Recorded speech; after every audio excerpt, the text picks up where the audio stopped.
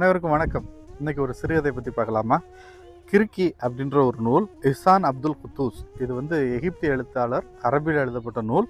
அதை ஜாகிர் ஹுசேன், முனைவர் ஜாகிர் ஹுசேன் தமிழில் மொழிபெயர்த்திருக்காங்க. அந்த இதிலேருந்து ஒரு சிறுகதையை வாசிக்கிறேன். வானுலகில் ஒரு மனிதர் இறந்து விட்டார். ஒருத்தர் செத்து போயிட்டார். அவர் இறந்ததை பற்றி யாருமே கவலைப்படலை. அங்கே இருக்கிறவங்க அவருடைய வாழ்க்கை பாதையில் எந்த ஒரு சுவடையும் விட்டு செல்லாமல் அவர் இறந்து போயிட்டார். ஒரு தெருவில் ஒரு நாய் குறைச்சா உடனே கூட்டம் கூடிடும்.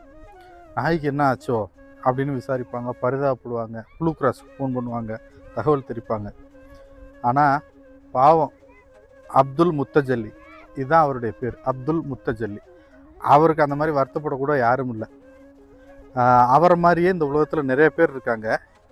அவர்களின் எண்ணிக்கை நாய்களின் எண்ணிக்கையை விட, கோவேறு கழுதைகளின் எண்ணிக்கையை விட அதிகம். அவ்வளோ பெரிய எண்ணிக்கையில் ஏதோ ஒன்று போயிடுச்சுன்னா என்ன, குடியா முழுகிற போது அப்படின்னு யாரும் கவலைப்பட மாட்டாங்க, எதுக்கும் பெருசாக நிறுத்துக்கிற மாட்டாங்க. அப்துல் முத்தஜல்லியும் அப்படித்தான். எந்த சலனமும் இல்லாமல் இறந்து போனார். கடைசி காலம் வரை அமைதியாகவே வாழ்ந்தவர். துன்பம் துயரம் என்று எது வந்தாலும் எவரிடமும் சொல்ல மாட்டார், இறைவனிடம் உதவி கேட்க மாட்டார். தனது வலியை அமைதியாக விழுங்கி விடுவார். அப்படி இருந்தவர் தான் அந்த அப்துல் முத்தஜல்லி. அன்னைக்கு ஒரு நெஞ்சு வலி வந்திருக்கு.